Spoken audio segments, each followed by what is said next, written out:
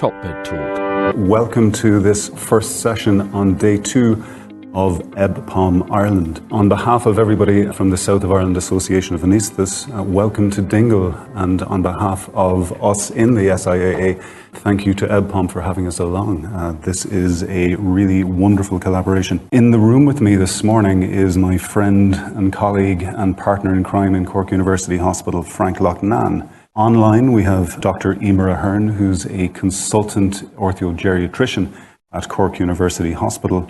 And joining us live from London is Dr. John Whittle, who is a consultant in anaesthesia, intensive care medicine and perioperative medicine, and also an associate professor at UCH London Medical School. So do we have John live from London? Morning. John, highlights in prehabilitation for patients undergoing elective scheduled arthroplasty surgery and the influence on perioperative outcome. So thank you very much for having me here. I am a clinician over in London at UCLH, with an interest in prehabilitation, though a disclaimer alert, we haven't set up our orthopedic bit yet. I've just spent the last few years as well over the pond in the States. And there are challenges to prehabilitating orthopedic patients, which I'm sure won't come as a massive surprise to anyone. But I think it's something that we need to be strongly considering and strongly putting into our perioperative enhancement pathways. Orthopedic surgeries are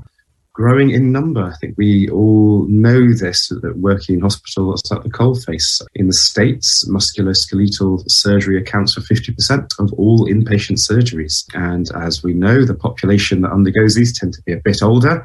The most common, 65 to 74. And the most common orthopedic procedure is total joint replacement. And most of those are knees and hips, though obviously other joints are up for grabs. And really, actually, some of those rare successful and cost-effective procedures, i.e. they succeed in all terms. They improve quality of life, improve outcomes overall, and tend to do what they say on the tin. I guess as a result, the numbers are projected to increase over the next 10 years or so by 170 to 400%. So we're going to be seeing more of them. And I think the orthopedic population reflects the rest of the general surgical population, in as much as their patient demographics are changing. So we already had an older population, but we're getting a little bit more confident with who we can manage and who we can operate on. So we have increasing age of our patients. And with age comes increasing comorbid burden anyhow. So the average patient age 70 has 2 to 3 comorbidities. And the older we get, unfortunately, the greater likelihood of frailty as well. So there's a bunch of things that we can have a look at. So there, that statistic, 84% of total joint replacement patients having at least one comorbidity, kind of gives you a little flavour of what we're dealing with. You know, these comorbidities don't go unnoticed. They do result in complications.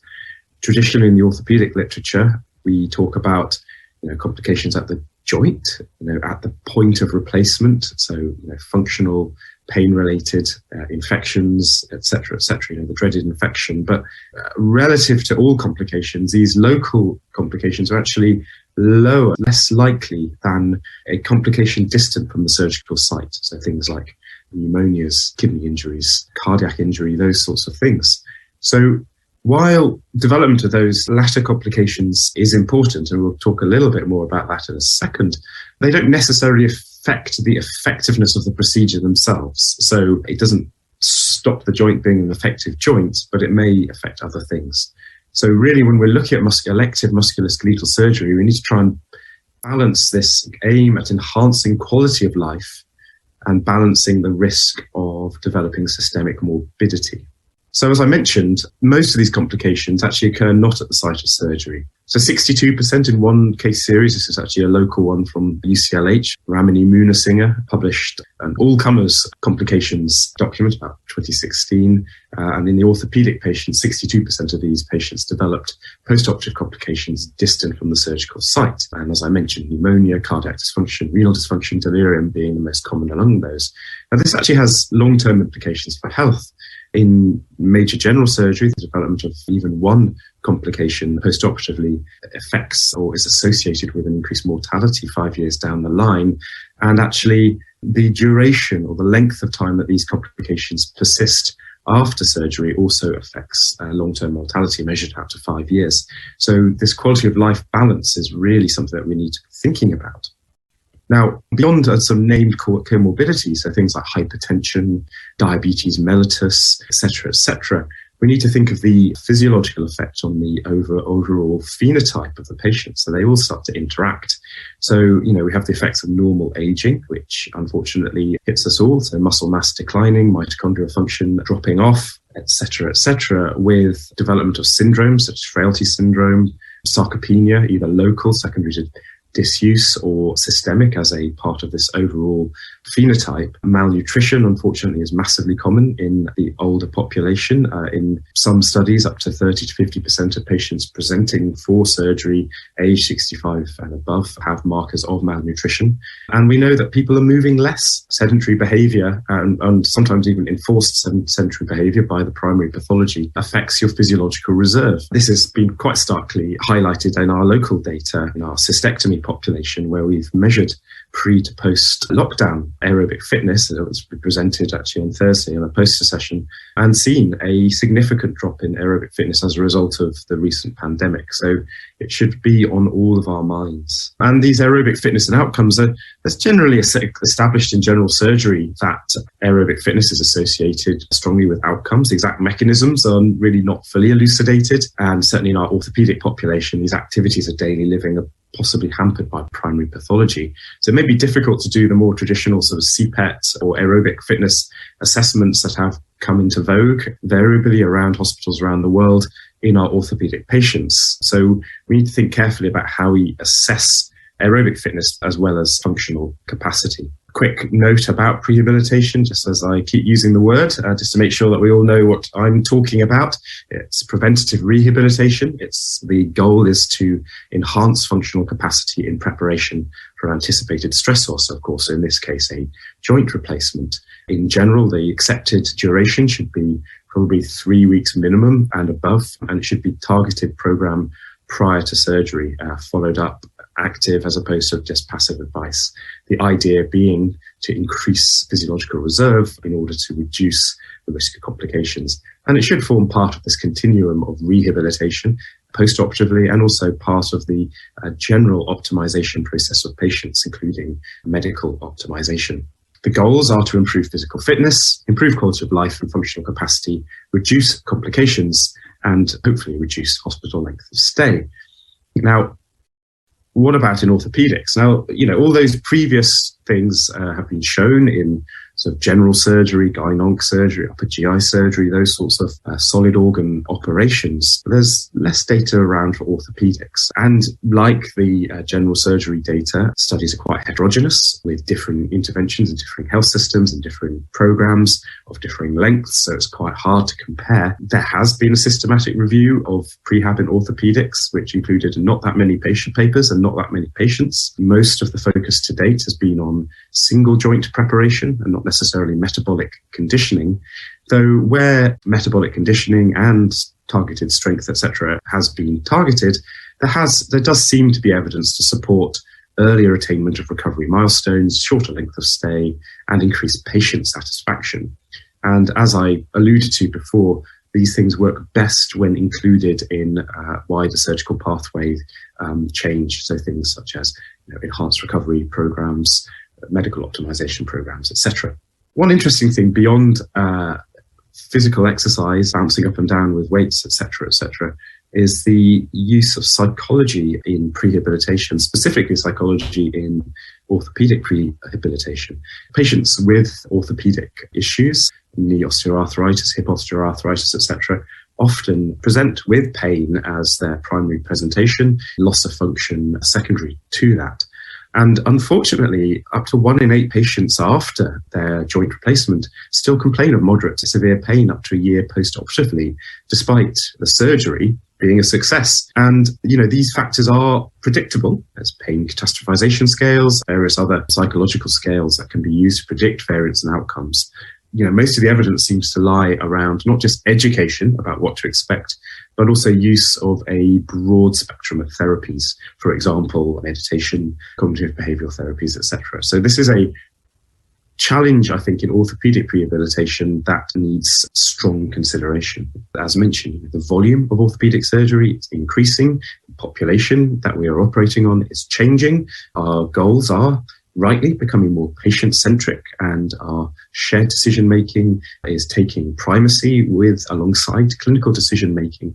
So really, it fits the IHI triple aim of improving patient experience, reducing costs for hospitals, and hopefully improving population health. Surgery is a teachable moment, and behaviours established around surgery do, in early studies, seem to take in the post-operative period.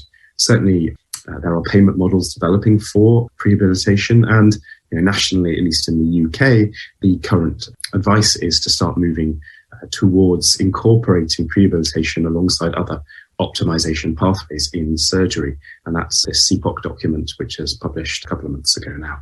And really, that's a quick gamble through prehabilitation in orthopedics. Some questions coming in via Slido. Is ERAS in orthopedics not a step too far? All these things are complex questions, aren't they, really? I think ERAS, as a boiling it down, is really looking at process, isn't it? And it's looking at aligning medical preparation, optimization, with intraoperative optimization of technique and harmonization, both from the anesthesia and surgical side, and also then post-operative recovery and discharge. So I don't think that it's a step too far. I think that we just need to be pragmatic about it. I think the goals of an ERAS program remain 100% applicable in orthopedics. We are moving even down to day case in some selected institutions, selected patients, joint replacements, etc. So absolutely, just maybe it's not necessarily plug and play.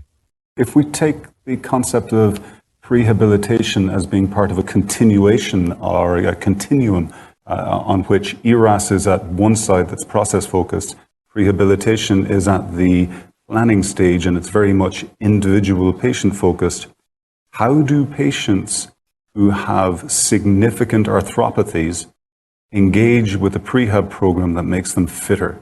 And those that successfully complete the program, are they not the ones who probably don't need the joint replacement today, and probably prehab might actually look at elongating that reoperative window? Well, this is a really interesting question. I don't think we've totally got to the bottom of, have we? So I think number one, the advantage, I guess, of orthopedic surgery is that while there's a time pressure for the patient in as much as they want their pathology fixed, I think as part of the process, we do have some time to look at individual optimization. Now, I don't think that prehab sits separately from other processes to optimize patients. So, for example, in our prehab pathways that we're developing at UCLH, we actually include the ortho-geriatricians in our ongoing discussions about patients going forward. So this facilitates shared decision-making, and in fact, if anything, extends the preoperative assessment process, because as part of prehab, as I alluded to before, we need to be following up and checking in with patients and actually having a sort of individualized, almost coaching role with them during the process of optimization. This brings patients on board as partners. So I kind of feel that the two shouldn't be separated. And are there patients who didn't need the operation because now you've prehabbed them so well that their joints are better? Well, if that were the case, well, maybe that's a success anyway. Just like with vascular surgery, where actually operations have become unnecessary as a result of exercise programs, I would argue that that would count as a success of a prehab program. What are the main barriers to same day or day one discharge? And this was going to lead into a question that I had for you on whether or not prehabilitation is an essential component to ambulatory arthroplasty surgery. Barriers to same-day discharge are multiple, so they're obviously you're going to have to split them down into your institutional and process-related barriers, i.e. you have to have in place an assessment and protocol to put patients on the pathway in the first place and then post-operatively assess as fit to discharge. You have to have an understanding between surgeon and anaesthesia teams about techniques that you can use to facilitate discharge, social barriers as well. And also it will depend on the centre. So, for example, where we are at UCLH, actually same-day discharge is a relatively uncommon event, mostly because we as a hospital take on sort of higher ASA grade, higher morbidity patients. So really, it needs to be embedded in the centre's culture. If we were to push the agenda for ambulatory arthroplasty, is prehab a prerequisite to that? I don't necessarily think it's a prerequisite, but as part of prehab, it should be repeated assessment of the patient. You may find that you are able to move some patients who previously, without prehab, would have not been suitable for ambulatory surgery into a safer spot. And that's really going back to my previous discussion about ongoing communication with primary teams and medical optimization pathways. So the short answer is there will be some patients you are able to move to be more suitable, but it's not a prerequisite, and not all patients require formal prehabilitation as well. And we're going to now hand over to Frank Loughnane. Frank is going to specifically speak to us on standards in relation to hip fracture care and some of the work that we've been engaged on around optimizing how we approach patients in Cork University Hospital, providing anaesthesia and perioperative care. Good morning. I'm consultant anaesthetist in Cork University Hospital.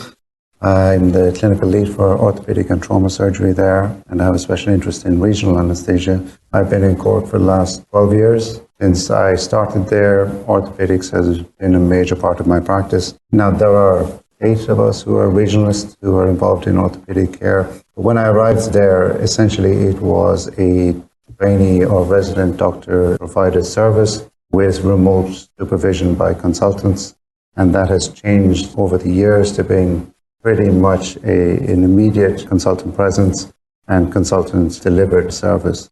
There is still a disparity a little bit between the elective and the trauma service. In the trauma service, usually we run 2 theatres. We have a block room. We've got a block room fellow or 2, and we have 2 registrars in the theatres. And in the elective service, we provide the service directly. But because it was a trainee-provided service originally, the standards were not nailed down as such. There were quite variables depending on the experience of the trainee providing the service and the interest of the consultant overseeing them from variable distance at the time. So we set about early on to change that and to improve the standard of care that we deliver to orthopedic patients, and decided that the hip fracture patients, because they were probably the most vulnerable group coming through the service, that they were the canary in the mine, and that we would concentrate most of our efforts on improving their level of care, and by default, the general standards of care in orthopedics would improve. Around 2011, 2012, we attended the Association of Anaesthetists of Great Britain and Ireland annual meeting in London, and Stuart White from Southampton presented 10 standards of care that he thought should apply to hip fracture patients. And we immediately adopted it, brought it home, and we've used that as the basis on which to drive improvement in orthopedics. And that was the case for the first, probably between 2011 and 2016 or 17. And it was about 2017 that we had the appointment of an ortho-geriatrician for the first time. It was the first time in Ireland, but it was also the first time in Cork University Hospital that improved standards in the perioperative field once again. So our standards have gradually changed from what was initially presented by Stuart back in 2011. So in the intervening 10 years, there has been this gradual change and gradual improvement. I've asked to speak a little bit on blood pressure today, but it's important that we see that blood pressure fits into an overall plan. We don't just treat blood pressure in isolation. We are looking at the blood pressure management as part of one of 10 standards that we apply routinely to the orthopedic patients. And of those standards, the ones that will affect blood pressure most often are the things that we do to patients. So there's a little bit on fluid management. So there's some blood loss associated with hip fractures. There's a level of dehydration that exists, and these need to be corrected preoperatively. But the first thing that we do typically to a patient is we give them a spinal anaesthetic. And originally that was ideally a low-dose spinal anaesthetic that would maintain blood pressure, but that depends on how long the surgery is going to take, how effective that could be. So we've graduated to pretty much, for about 80% of our patients, spinal catheters. So we use spinal catheters so that we can give a low-dose spinal anaesthetic, but we can prolong the anaesthetic if we need to over a period of time.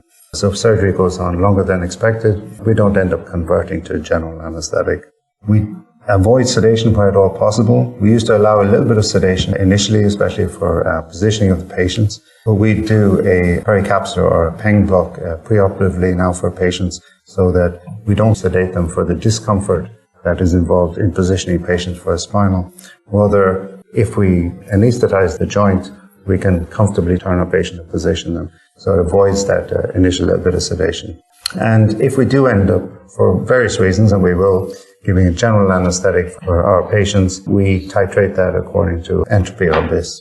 Looking at blood pressure, initially, the early standard was that we would restrict systolic blood pressure falls to 25% of the pre-induction or pre-spinal blood pressure level, and we would maintain a mean arterial pressure of more than 60 millimeters of mercury. That has changed now. We've tightened up that considerably. So our systolic blood pressure fall is maintained within 10% of pre-induction levels, and we maintain the mean arterial pressure at more than 80 millimeters of mercury. And there are a few papers I can refer to, and I will shortly, outlining the rationale behind this. Other things, we avoid intrathecal opioid. A lot of that is to do with the sedative effects of the opioid on these patients, and we try to restrict opioids as much as possible. So we're using regional anesthesia and minimal other analgesics for these patients. We use continuous nerve block, continuous pain blocks in the post-operative period, which allows for early mobilization of our patients. And we have standards on bone cement implantation syndrome and an end of hip fracture care bundle. That essentially is where we are going at the moment. Just to briefly look at the papers, there is a paper in JAMA in 2017 by Fute et al. And they looked at patients at high risk of end organ injury undergoing intra-abdominal surgery. They looked at that 10% baseline standard and maintaining the mean at 80 millimeters of mercury and above. And they found that there was a 17% difference in mortality in the patient group as they were looking at it. By day 30, they showed a significant difference in organ dysfunction by day 30 in the order of 17%. The second paper was in the British Journal of Anaesthesia, 2018, by Westlink et al.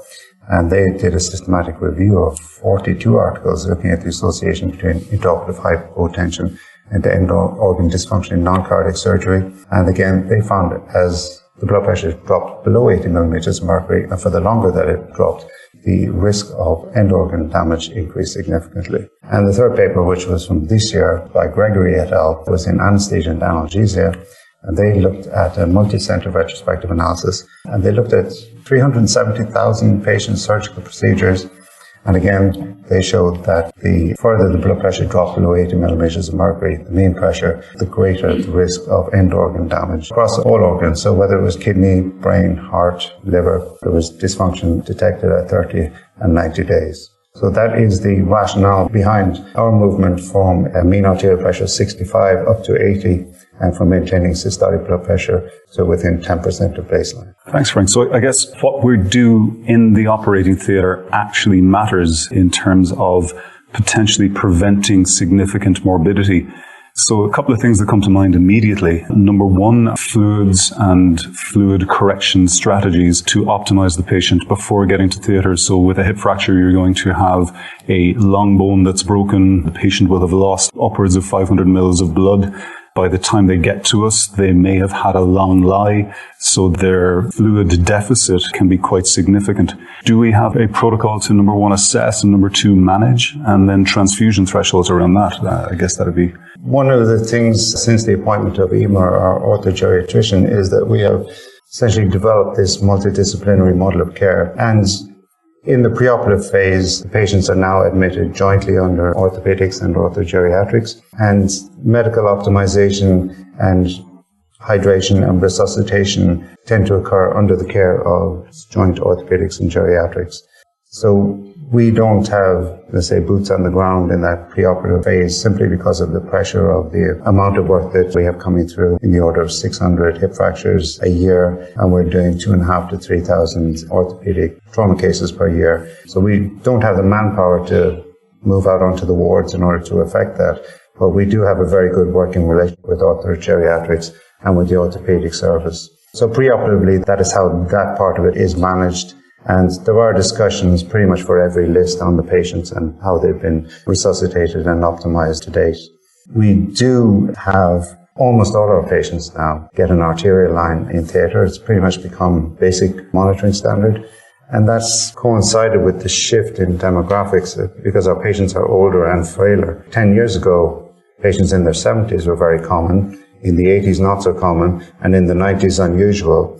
But I can do a list any day now with 3 or 4 90-year-olds and above. 80 is pretty much the standard, and we've not seen that many in their 70s with hip fractures. So there has been that shift into an older, frailer group of patients. And with the arterial line and the spinal catheter, I guess we're looking at very tight, pretty much immediate controls. We try not to overhydrate the patients, but we don't want to underhydrate them. We do use vasopressors to a significant degree. It's the first line of call when the blood pressure drops, is that we're going to give some vasopressor to bring it back up, and in an attempt to maintain perfusion, even though it's not the same as physiological perfusion. That tends to be our lead-in from pre-op into theatre. They go from resuscitation to us preparing them for maintaining them as near to physiologically normal as possible throughout their course. Avoiding sedation and general anesthesia is part of that. And into the post-op, again, we don't want to give them large amounts of opiates. The standard prescription for an opiate is 2.5 milligrams of Oromorph combined with paracetamol, and that with a continuous nerve block is how we manage them. And the nerve blocks actually have turned out to be very good in terms of rehabilitation. With femoral nerve blocks, we couldn't really mobilize patients if we were using continuous femoral nerve blocks because of the muscle weakness. With a PENG block, it's simply analgesia to the joint without a motor block. So where we used to have physiotherapists coming on the ward saying they couldn't mobilize the patient on day one, now the nurses can have the patients out, sitting out before the physio arrives, dressed, having their breakfast and pretty much ready to go in a quite comfortable state for a lot of them. Obviously, it's not every patient, and there are other things that may affect them, but it does seem to work very well. And then the other issue we have is hemoglobin. In the post-operative period, we tend to have a target somewhere around 10 for the pre-operative period, but there will be a drop in hemoglobin in the post-operative period, and it needs to be managed. So if the patients are symptomatic, they may well get a blood transfusion. And if they're HB, without them being symptomatic, I think our level is 8, and they'll get a transfusion as well, simply in order to maintain that forward momentum. We might come back to PENG blocks toward the end, because there's a couple of questions on that coming through on Slido.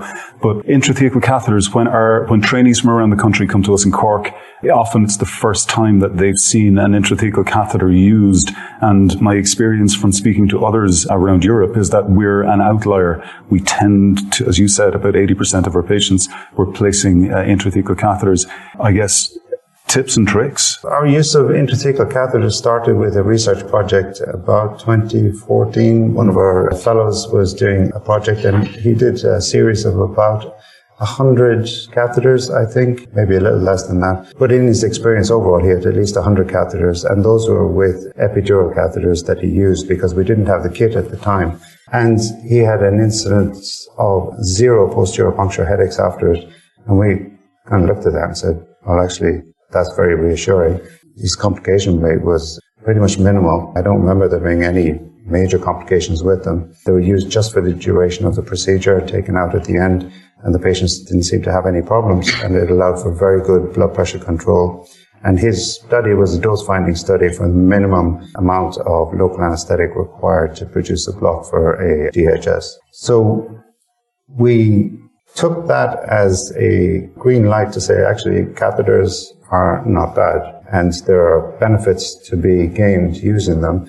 So we didn't have any hesitation in using them in order to tighten up our blood pressure targets. And we pretty much stuck with it, and it does seem to work very well. And we are blessed a little bit in that we have a block room so the patients can come down an hour prior to their procedure, and they can have their arterial line, their blocks, and their spinal catheters, and they can be prepared for surgery in relatively non-stressed environments where there's no pressure to keep moving on. And that is important because it can take quite a while to get a good block instituted with a spinal catheter, especially if you're using small incremental doses. By small, what is small? Well, we typically start with about 0.5 or 0.6 of a mil of plain bupivacaine, 0.5%.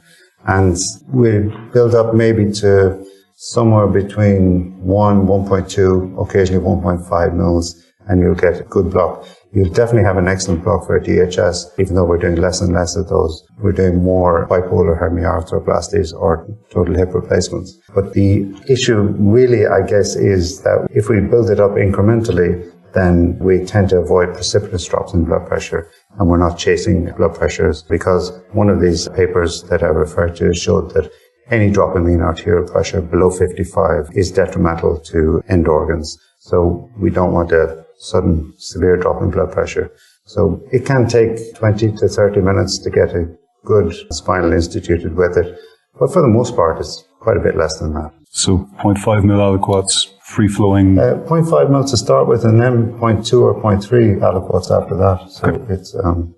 Great. And one question from Slido from Padraig. What is your practice regarding DOACs and spinal catheters? Do we wait 2 half-lives if creatinine clearance is greater than 30 mils per minute? Our approach to DOACs is changing. The association guidelines and articles recently on it are suggesting that, at least for single shot, that it's safe enough to do in patients on DOACs.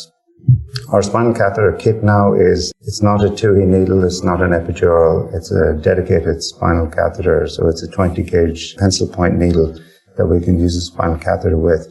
And we might wait 24 to 48 hours for a spinal catheter on these patients, but we don't leave it 4 or 5 days. And if there's a real urgency and somebody's been, we're really unsure of a patient because they've got poor creatinine function or poor creatinine clearance, we might give them a general anaesthetic. But I think the important thing is that we get their surgery done in as timely a manner as possible and rehabilitate them aggressively afterwards. So our nerve blocks combined with a general anaesthetic will be as effective. But we do put in spinal catheters. They're a very fine kit. They're a very soft catheter in patients who traditionally we would have looked at and said, maybe we shouldn't be doing it on those patients. Because if you look at the risk benefit for it, not proceeding with the surgery in some of these patients or giving some of them a general anaesthetic, we feel a nice, clean catheter and done without relatively or in an atraumatic fashion is probably worth the risk. Us saying that from a position of privilege, because the risk isn't ours, the risk is the patient's. But I think each patient you need to look at very carefully for that. Thanks a million. I hope that Emer is joining us online from Cork. My name is Emer Aherne. I'm a geriatrician working in Cork University Hospital, specifically an orthogeriatrician. So I was appointed here 2 years ago, and it was the first full-time kind of orthogeriatric appointment in Ireland.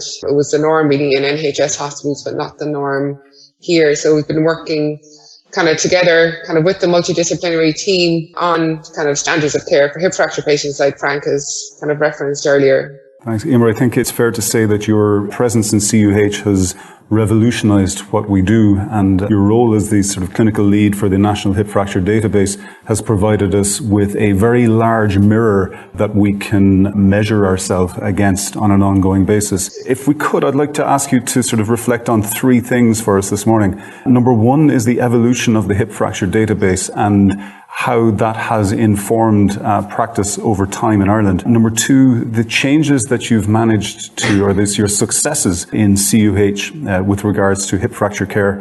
And number 3, these changes in practice, how you have personally seen these influence positively on patient outcome. I think this is kind of common to what John was talking about earlier and what Frank has talked about. I suppose increasingly in our hospitals, emergency and elective surgery is more about operating on older adults and older adults with frailty. And certainly I think the experience what we can use, and we can use the learning from hip fracture care actually to use for all of kind of perioperative medicine, whether it be elective orthopedics or vascular surgery or urology surgery or emergency surgery. So I think the story of the hip fracture audit, the hip fracture database, both in Ireland and globally, is kind of very useful learning to inform kind of how we're going to actually design models of care for looking after people perioperatively anyway. So the Irish Hip Fracture Database, I was working in the Royal Liverpool Hospital when the National Hip Fracture Database was first starting up in England and returned to Ireland soon afterwards.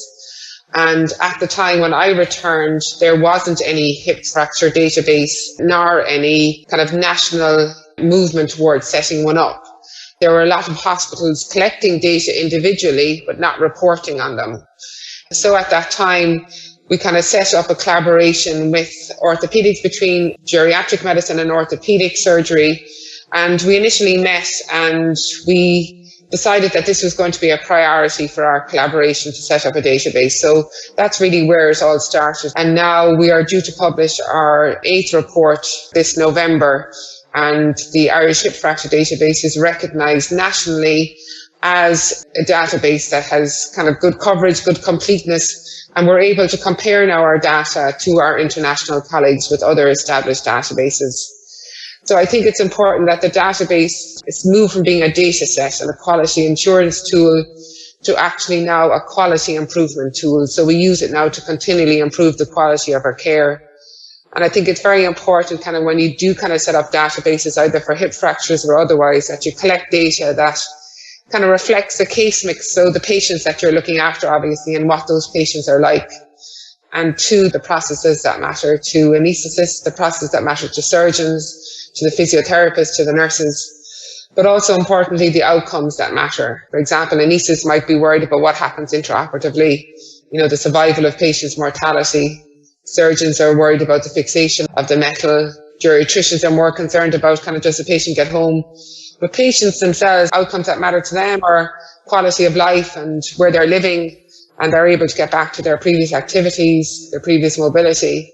So we need to look at those outcomes and see how we can incorporate those into what we measure, because we need to actually do the outcomes that matter to older people themselves. And I suppose that's how you kind of use the database, and that's what we're going to use kind of going forward with the database. At the moment, we collect data on case mix, so what our patients are like, the processes, so time to orthopaedic ward, time to surgery, which is still in Ireland within 48 hours. We collect pressure ulcer incidents, and we collect 3 data fields, which are mainly around kind of geriatric medicine, geriatrician assessment, falls assessment, bone health assessment. In the last year, we introduced a mobility assessment. And this is based on increasing evidence base that actually it's the earlier you mobilize after a hip fracture, the better your quality of life, the better your mortality in the long term.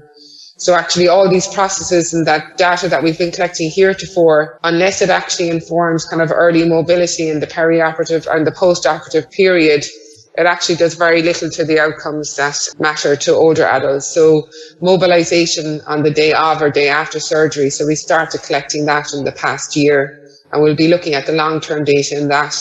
And currently, even over the past year, we've improved from 73% being mobilized on the day of or day after surgery up to 88% that will be published in this year's report next year. This has really informed what care looks like on our wards now. So we will ask why a patient didn't mobilize on the day of or day after surgery. Can we do anything intraoperatively to inform that? Can we do anything preoperatively to inform it postoperatively? And then also we've recently, Dr. Mary Walsh, who has a presentation prepared for this that will be available. She's also been successful in getting a postdoctoral fellow HRB grant to look at the longer term outcomes. So we're going to be collecting data at 30 days, 120 days and 1 year data, but also where the patient is living. Did they return to their previous residence? What their mobility is like, what their function is like. Are they in any pain?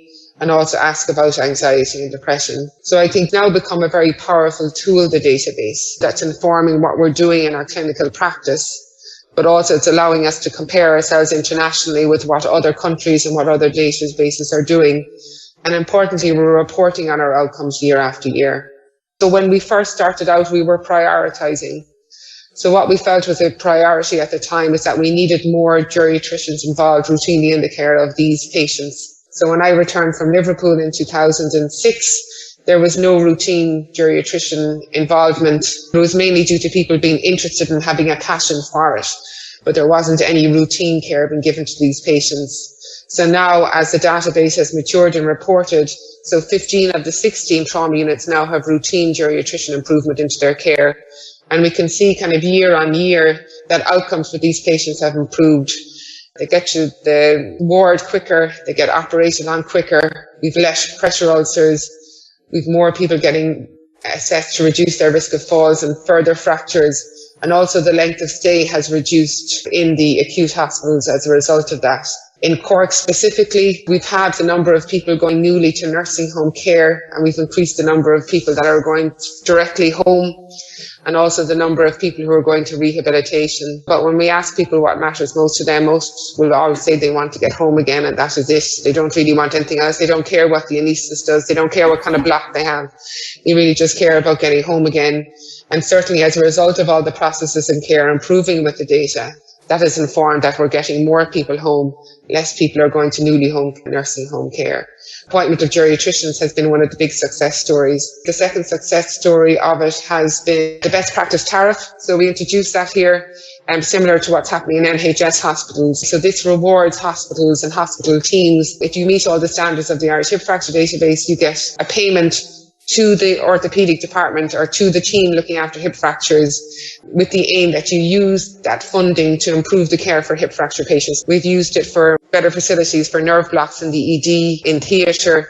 We've used it on the ward to buy equipment for mobilisation. We've bought better chairs for patients to sit on. And when that was introduced, you saw kind of an improvement nationally in the hip fracture standards. And now going forward, we focus then on physiotherapy and mobilisation in the past couple of years. So again, a lot of the units didn't have 7-day physiotherapy. For example, if you broke your hip on a Thursday, operation on a Friday, chances are then you wouldn't be mobilised until the following Monday or Tuesday of a bank holiday. So now we have 7-day physiotherapy in Cork University Hospital. So all patients with a hip fracture, if able to, will be mobilised the day after their surgery, no matter what day they get their surgery. So there are just a couple of examples of how the data has driven not only kind of improvements on a national level, but also how you can use the data locally to kind of drive improvements in success. Are there other enablers? Are there other variables that we can control that will enhance the person's ability to ambulate on day one? That's probably going to be the core and the fundamental kind of outcome that we're going to be measuring going forward. Is going to be mobility relates with quality of life scores and mortality scores. So I think it's going to be the one going forward. Say in the preoperative period when you're talking about that, so we would have a kind of a trauma care bundle for older adults, which ensures that they receive kind of fluids from admission. Our adults in CUH, 95% get a nerve block in the ED. So that avoids kind of the regular use of morphine in the perioperative period, which helps by reducing the risk of delirium. So again, intraoperatively, all the things that Frank has alluded to, blood pressure control, kind of spinal anesthesia. Again, the pain catheters has been transformed our practice here in CUH in terms of mobilizing the patients and reducing delirium. So when you go to a patient kind of on the day of or day after surgery, when they come back from theatre for me, so what you want them to do is to not be delirious. So they're going to be able to understand an instruction. You don't want them to be sedated with morphine drugs. So now as a result of the pain catheters, we don't use regular morphine analgesia. We can use PRN for breakthrough pain. We assess their pain scores kind of at rest and on movement daily. We do delirium scores in our patients daily. Another key factor would be people eating. So we've done a lot of work on nutrition here in terms of getting kind of high protein meals here, that the meals in the immediate post-operative period are small because there's nothing more off-putting than facing into a big plate of food. So all of that is critical in terms of getting the patient up and moving. We also have a daily huddle where we talk about kind of the patients and what they can do and have they mobilized or not and the reason why they haven't. So it gives us a time to kind of intervene early in the day. For example, if it's pain or if it's nausea or if it's delirium, can we do something to correct it so the patient can be mobilized later on in the day? And I think it's just important, I think, for everybody, for all the disciplines listening, that, you know, mobilization isn't just something that the physiotherapist does. We all need to take ownership of a patient mobilizing. So certainly on our ward that we have done that. If you are the pharmacist that is going to see the patient or the dietitian, so if the patient can stand while you're talking to them, stand while you're talking to them. If you're doing an assessment of the patient, so the patient can walk, we would ask our questions from the frailty care bundle kind of during that walk and talk. Mobility is the key intervention that we can do, but it's actually everybody's business to make sure that that happens. It isn't just one discipline. You screen for delirium several times during the patient's journey through the hospital. What tools are you using? So we screen for it daily. So we use the 4AT tool, and we also use the single, and out of that, the single question in delirium. So the 4AT is a very useful tool to use, very user-friendly. You don't need any training for it. And then on a day-to-day basis, we use the single question in delirium, which I think is very effective. So essentially the question that you're asking, and it's validation, and it's Alistair, who's kind of the geriatrician lead for the Scottish Hip Fracture Database, actually. And so is the patient kind of more confused or more drowsy than they were in the last 24 hours? And essentially, so that's a question you can ask of the patient themselves, you can ask it of their relatives, you can ask it of the nursing staff. So again, and you'd have a low threshold for thinking this is a delirium. If a relative rings in as they're doing at the moment going, I was on the phone to them and they don't see themselves, we just automatically assume that that is a delirium until proven otherwise, and then kind of intervene to try and find all the causes of that. So we daily ask, you either use the 4AT or the single question in delirium, and we find them very, very effective on the orthopaedic wards, and just questions that will resonate with everyone. So now instead of the people reporting to you like the physio or the pharmacist, so they won't come up and say, oh, the patient is muddled today, or use those kind of terms that really are not very scientific. So because of these tools that we're using, they're saying, I think the patient has a delirium today. So that again creates a sense of urgency that we need to do something, as opposed to that they're muddled or confused. So the language is changing on the ward and what we use. And I think by changing the language that we all use, it's certainly informing that we're reducing our incidence of delirium on the ward. Frank, what have we done in terms of reducing delirium? From a regional anesthesia and blood pressure control point of view, we would consider delirium to be an end organ injury.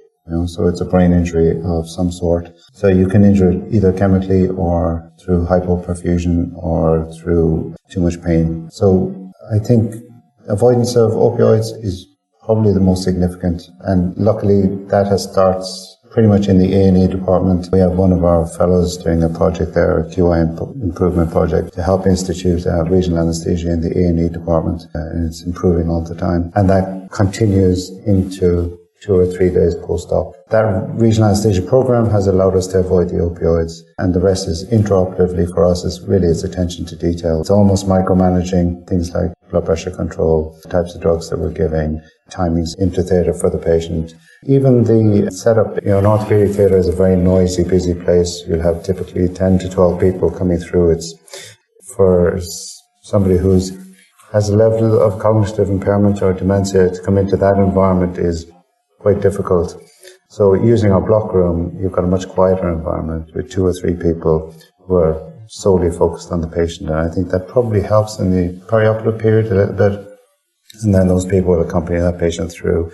So there's pretty much a hand to hold as they come through the system. There's a lot of moving parts, but I'd say number one is the avoidance of opioids. We've pretty much hung our hat on the pericapsular nerve group block, or the PENG block, yes, and placing local anaesthetic onto the superior pubic ramus deep to the iliopsoas muscle complex, or the iliopsoas tendon, yes, to block the sensory innervation of the hip capsule. And my experience with that has been universally positive. And I think our mission in 2021 and into 2022 is to take the skill set that we have for continuous catheters and bring that forward in the patient journey. So currently, they're getting a single shot in the ED with a variable wait time to theatre and a continuous catheter from block room to discharge. And I think our mission is to bring that catheter closer to the front door when the patient presents initially. And we will do that within 6 to 9 months. We should have a good program kind of running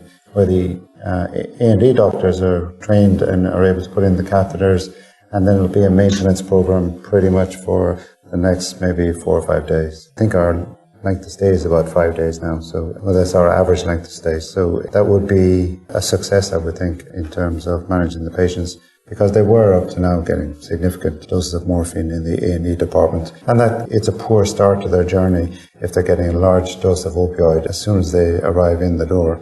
And that's before they're fully resuscitated and assessed and all of these things. So I think that should be a changer for us. Sure. John, a couple of things have come up on Slido, specifically prehabilitation for hip fracture patients or orthopedic trauma. What are your thoughts? What are the elements of a prehab program that can be condensed into a preoperative window that can then potentially enhance what we're currently doing? I think the strong overlap here is it seems all to be about systems and process, doesn't it? Some of the parts that we touched on would be the patient education part, the nutrition side of prehabilitation. Emer touched on the importance of protein supplementation in the perioperative space. There's sort of consideration of day of surgery nutrition as well, which I have no evidence whatsoever to support what I'm saying in the hip fracture space, because it's not something that's routinely done, but I'd say it's something that should be strongly considered as transferable evidence from other contexts in orthopedic and general surgery. And I guess the focus that Emer was talking about on patient-centered outcomes is really the key here. So both in terms of expectation management and education preoperatively, which forms part of a prehabilitation program, it needs to be carried on through the perioperative space. I was also just interested from the delirium point of view, if you have other sort of non-pharmacological inputs that you use, eye masks, earplugs, quiet wards, quiet times, all those sorts of things, post-operatively, even intraoperatively, music, headphones, those sorts of things. Emer. So, and just on that, I suppose there's things that are very important, I suppose, in terms of the person having their hearing aids in, their glasses with them. And certainly there's a lot you can do in the ward environment, like having clocks, kind of with calendars for orientating, painting kind of a block over the bed to say that you're at the blue block or whatever is very effective. The lighting, the flooring, but also for toilets in the room, toilet seats, shower rails, handrails around the toilet to have them painted a different colour. But I suppose probably the one intervention that we would almost prescribe here now, which we have to because we still have visitor restriction here, is actually allowing in families and friends. They can be of just a huge therapeutic benefit. It has been difficult with the COVID restrictions, and we still have restrictions on our visitors here, but oftentimes at our daily huddle we would be prescribing visitors and family to come in to the patient to help with their eating and their orientation. But certainly there's a huge amount that you can do in terms of having a delirium bundle, from throughout kind of the patient's journey. There's a lot of small things that you can do that will make a big difference. So having their hearing aids going down to theatre is a big thing, that they're able to hear what's going on. What tools would you suggest for remote, i.e. over the phone, pre-op cognitive screening for patients undergoing elective hip or knee arthroplasty? So again, kind of telephone and video consultation is something that we've been increasingly using here. Kind of again, I suppose COVID accelerated the development of all of those modes of care delivery. So for that, so the 4AT is again a very useful screening tool, using the tools in dementia research like the standardized MMSE or the MOCA. So they're delirium diagnostic tools. They're not tools for screening for at risk of delirium or cognitive impairment. So again, the 4AT tool would be very useful in that context. You don't need a huge amount of training to apply. And what it will show is that kind of with the scoring, so between a scoring of 1 and 3, you'll assess whether the person has possible cognitive impairment. So again, do they need to go on further then? And then kind of like higher scores then are your delirium scores. But it would be very useful. For me, I now would think it would be fantastic to have a 4AT in your preoperative assessment that then you can compare your kind of perioperative delirium scoring to. So it would be an invaluable tool to use. It's very easy and quick to apply. And so certainly, again, I would kind of really recommend that rather than going down rabbit holes of other cognitive assessments. So what you want to do is really to screen. You don't want to be diagnosing anything, and then to use your screening tool to inform kind of any ongoing assessments during the perioperative period. Frank, with regard to intrathecal catheters, you've already touched on this, but spinal headaches, post-dural puncture headache, the initial study, that was using an 18-gauge TUI. Isn't that correct? Yes. Yeah. Szilard Suk's original paper used an 18-gauge TUI and a 22-gauge standard epidural catheter in the CSF. And he had 0 incidence of headache. So no post-dural puncture headache in that cohort of patients in that study. Yeah. Okay. So we're currently using a 22-gauge a spinal needle from how young? It's a 20 gauge needle. With a 22 gauge catheter. Yeah. Okay. Pencil point needle. So a non-cutting needle. And again, it's certainly in those that I see on Spicy Friday. So for those of you that do trauma lists on a Friday, you want to get the anaesthetist on a Friday at least a large jug of milk, because it's either a 1, 2 or 3 chili spice. All the patients that were too ill to be operated on during the week get landed into Friday, and then you need to get all of the sick patients done before the weekend. So I own Spicy Friday in Cork University Hospital. Emer, tariffs, one of the questions that's come through, they seem to focus on process, on 24 or 48 hour surgery, on 2-bed within 4 hours, and having tick box exercise. And there's very little with regard to patient facing outcomes within tariffs. Do you see in the future a move toward tariff-based payments to hospitals based on performance rather than process, so based on patient outcome? I think initially the tariffs were introduced kind of based around the processes, and a lot of it was driven by kind of NHS targets, like going from ED to ward within 4 hours. So that informed kind of the hip fracture standard then, kind of both in the NHFD and here. But again, I suppose once we were very confident of the integrity of our data, we started to introduce those. So certainly now there won't be best practice tariff payment to any hospital in Ireland now unless the patient is mobilised on the day of or day after surgery. We have started now to introduce those as part of it. So we're going to introduce that no patient should be fasted more than once for surgery. So as part of the nutrition. So again, and that they would be able to have drinks kind of up to 2 hours beforehand.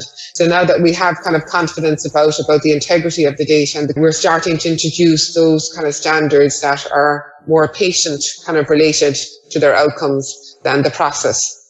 So I think it's kind of the natural evolution of databases around the world. So in Scotland, they would have kind of care bundles. Now they don't have a tariff, but they have great care bundles about reduction of pain in the ED kind of within the first hour. So that's a standard there. Delirium assessments are a standard.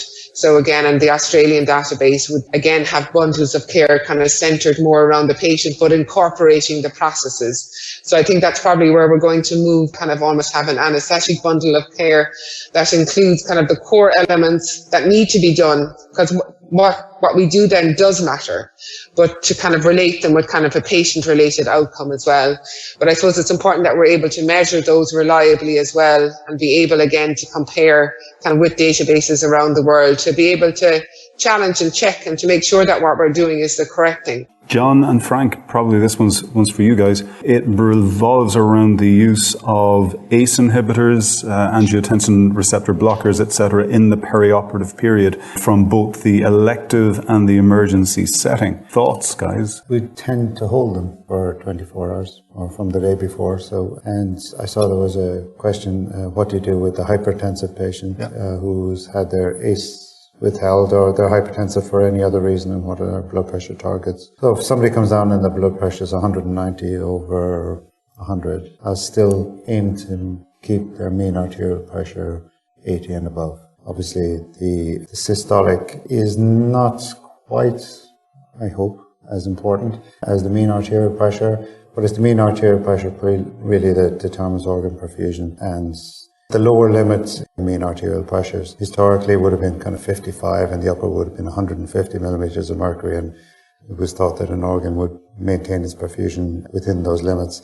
But that shifts pretty significantly to the right as patients get older, and it's probably 55 is way too low, definitely in the older age group, but probably in most age groups actually. So 80 is the new 55, I would think. John, do you have any thoughts in the elective setting on ACE inhibitors and ARBs? Yeah, so I mean, this is a slightly thorny question, isn't it? So clearly there's a relationship between intraoperative or day of surgery hypotension with continued taking of ACE inhibitors and ARBs. But ACC, ACS kind of guidelines for if you're depends on what you're taking them for, whether you should consider stopping them or not during the perioperative period. So if you're taking it for heart failure, there's actually some evidence that suggests you should probably continue them over the perioperative space and accept the fact that you're going to have to be as careful as Frank is with blood pressure control, because you have the other side, which Frank is completely beautifully explained about the risks of perioperative hypotension. So the short answer is, electively, I would, if the ACE inhibitor is being taken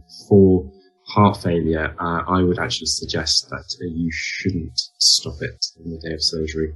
For the emergency orthopedic patient, we almost always continue to hold it on the day of surgery for the reasons that have been discussed today. I think that kind of reflects our practice in Cork as well. One final question from Slido, which is for Frank. Choice of vasopressor on the table? We tend to use phenylephrine for the most part, although a bit more recently we've kind of been putting thought into the use of norepinephrine, noradrenaline, and even using that through a large peripheral line. So I think we may very well change actually in the next couple of years to norepinephrine, but at the moment they're pretty much standard. There's phenylephrine is drawn up for most patients. It's there on a pump ready to go as and when we need it. There is ephedrine usually drawn up as part of our emergency drugs that we have in theatre, but yeah, phenylephrine is kind of standard. John, do you use anything else in London? Not in London, no. Frank's comment about dilute peripheral noradrenaline, I actually am very interested in Duke, where I was the last 3 years. We had started to look at using dilute peripheral noradrenaline through peripheral cannula based on the sort of emerging evidence base to support better cardiovascular profiles. In UCLH, I think probably the first thing that's reached for is metaraminol or Aramin. Maybe some people will be using the ephedrine. I mean, I don't think I need to tell this audience the issues with repeatedly bolusing a single alpha-1 agonist. So yeah, noradrenaline, ephedrine would be my personal preferences, but there's a whole bunch of governance around getting peripheral noradrenaline infusions accepted within your institution. It's not insurmountable, but it needs some thought. Thank you. I think all that's left for me to do this morning now is to wrap up the session. So thank you all. Top Med Talk. Thanks for downloading Top Med Talk. Don't forget to subscribe via your podcatcher. Don't forget to check us out on social media. We're on Twitter, Facebook, LinkedIn, and YouTube. And also, don't forget, Top Med Talk is the broadcasting arm of EBPOM, evidence-based perioperative medicine. We'd love you to find out more about that. If you check out ebpom.org, you can find low prices on some of the conferences we're organising around the world.